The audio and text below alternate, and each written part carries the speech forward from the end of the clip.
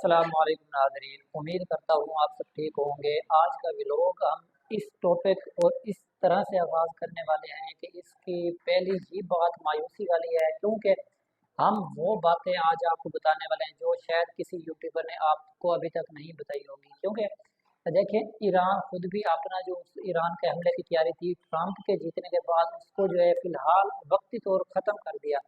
लेकिन दूसरी तरफ ये देखा जा रहा है कि ईरान ने हमास को भी कहा और हिजबुल्लाह को भी कहा है कि जिस तरह से इसराइल चाहता है उसी तरह से आप उनसे जो है डील करके इस जंग को ख़त्म कर दें। अब यहाँ पर हमारे दोस्त कुछ हमें कमेंट भी करते हैं, कुछ लोगों का ये भी कहना है कि ईरान ने जितनी तबाही मचवानी थी, क्योंकि ईरान हमारे कुछ भाइयों को ये भी लगता है कि भाई ईरान जो है सिर्फ मुसलमानों को कत्ल ही करवाता है, मुसलमानों को शहीद ही कराता है।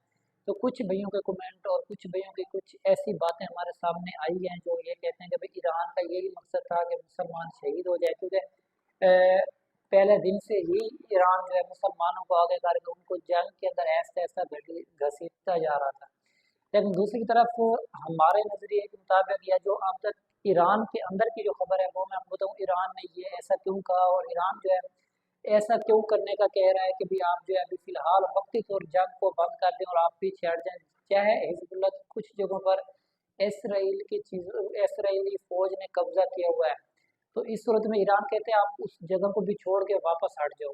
अब इसके जो ईरान के अंदर से हमारे पास खबर पहुंची वो ये है कि ईरान ये चाहता है और ईरान को नजर आ रहा है कि जब जंग होती है, जंग दो फौजों के दरमियान में होती है ना।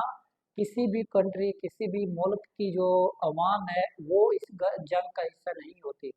लेकिन यहाँ पर कुछ अलग हो रहा है, कुछ और हो रहा है, क्योंकि इसराइली फौज जो, अगर मैं आपको बता दूं कि इसराइली फौज फौजियों से कम सिविलियन से जिनके पास कुछ भी नहीं है उनसे ज़्यादा लड़ रही है।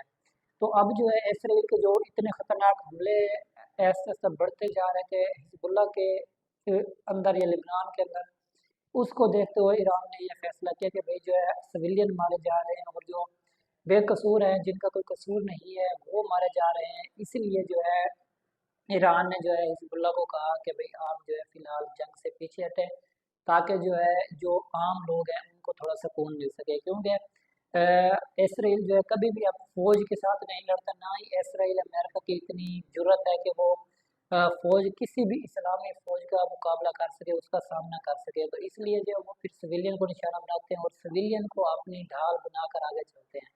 तो ईरान का अब तक जो अंदर से खबर आई वो यही थी कि ईरान इसीलिए चाहता है कि ये जो जंग ख़त्म हो जाए और जो आम लोग हैं वो थोड़ा सुकून का सांस ले सकें।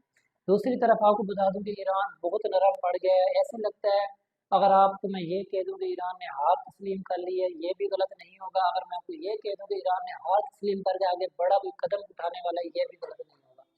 दोनों सूरतों में ईरान ने कुछ सोचकर ऐसा किया कि ईरान ने अपने आप को बहुत नरम किया, ईरान ने अमेरिका से माफ़ी मांगी, ये सारा कुछ किया। आगे लगता है ऐसे कि ईरान कुछ बड़ा करने की तैयारी कर रहा है। अब आप लोगों को क्या लगता है ईरान कुछ करेगा? ईरान जो है हमास, लेबनान या यमन जो भी लोग हैं उनका साथ दे पाएगा या नहीं? क्योंकि जैसे ही ईरान ने हिजबुल्लाह को कहा कि भाई आप पीछे हटो, जंग को ख़त्म करो, तो उसके बाद जो है हिजबुल्लाह भी बहुत नरम पड़ा और हिजबुल्लाह जो है हर तरह की डील करने के लिए तैयार हो गया है। और ये भी कहा जा सकता है 2-3 दिनों के अंदर ये जो जंग है ख़त्म भी हो सकती है। अब मैं आपको बता दूं जंग ख़त्म तो हो सकती थी, लेकिन जो है इसराइल की तरफ से ये ख़त्म नहीं की जाएगी। क्यों? अगर इसराइल जंग को ख़त्म करता है तो फिर नेतन्याहू जो है इसराइली वज़ीर आज़म, उसको फांसी भी हो सकती है, सज़ाए मौत भी हो सकती है, मज़ीद केस बहुत उसके ऊपर हैं। तो इस वजह से जो है ये जंग इसराइली वज़ीर आज़म कभी भी ख़त्म नहीं करना चाहेगा, क्योंकि जंग ख़त्म होते ही उसके ऊपर जो केस अभी रुके हुए हैं वो फिर दोबारा जो है रीओपन हो जाएंगे। जब रीओपन होंगे तो फिर उसके खिलाफ कार्रवाई शुरू हो जाएगी।